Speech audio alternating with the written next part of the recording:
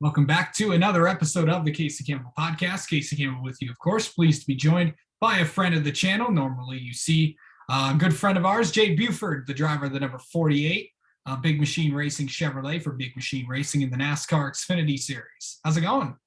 Yep, everything's really good. Enjoying my one day at home this week before a weekend of racing at Richmond. All right. A good top 10 run at COTA. A much needed run for the team because it has not been a good start to the season for you guys. But that was at the track you probably, fair to say, know the most coming into. What was it like to get a good run there? I mean, it was a big day for Big Machine Racing. We've had a challenging year to start with. We run really well at every track we've gone to, but we probably haven't gotten the finishes we deserved and have been caught up in some of our own mistakes and caught up in some other people's mistakes that affect us pretty heavily.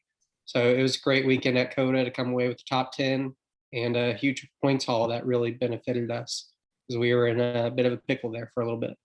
What's the toughest part about driving COTA? You just got to have a balance throughout your car.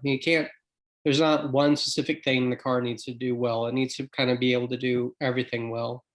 And we talked about it as a team after the race. There's a few things that we thought we could do better, but mainly the biggest challenges are the S's and then putting power down onto the long straightaways at COTA. Yeah, for sure.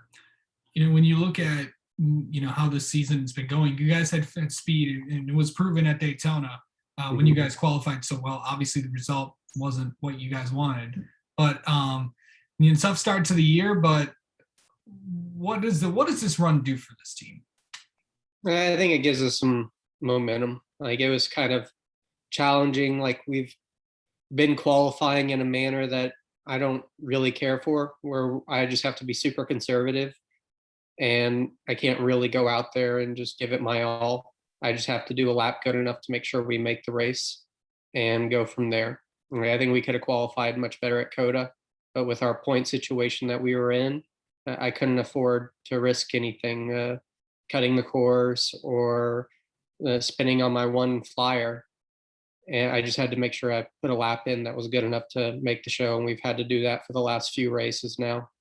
And that's been challenging. So I think we can all take a deep breath going into Richmond. And we're not quite out of the woods yet, but we kind of gotten ourselves to where we can at least see a little bit of daylight.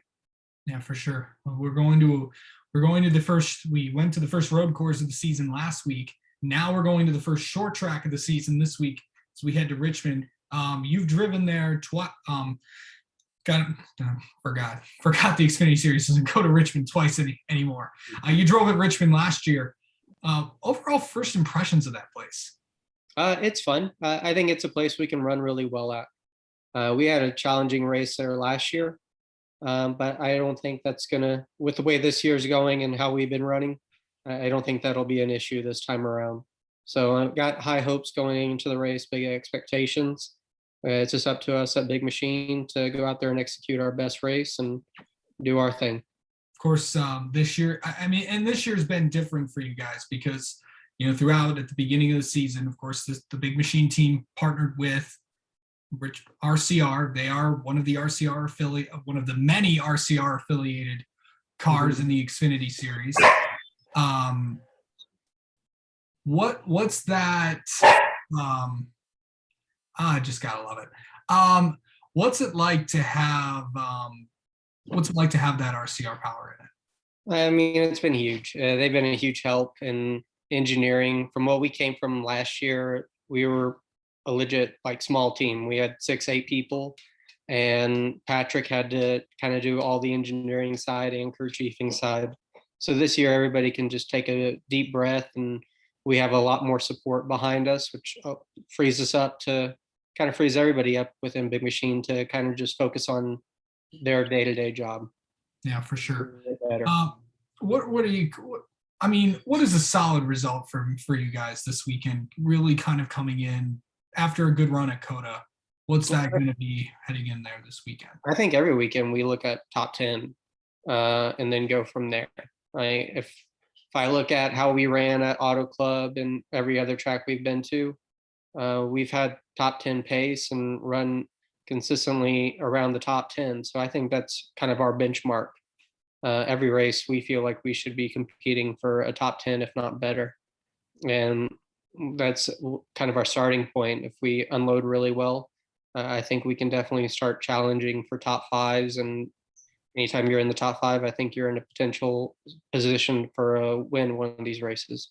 Yeah, for sure. Now, of course, you're coming in. We got a stretch of tracks: Richmond, Martinsville, and then you got a week off, and then we head to Talladega, head to Dover.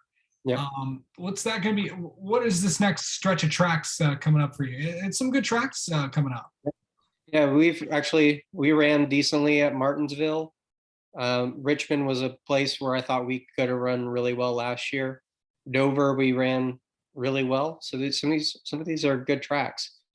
Yeah. We were running pretty strong at Dover until we had a fuel pump go bad, and that kind of sidelined our day. But I'm looking forward to this next stretch of tracks and super speedways. They're always a big question mark, but at least with our affiliation with RCR, Yeah. we know we'll be in some of the best equipment out there.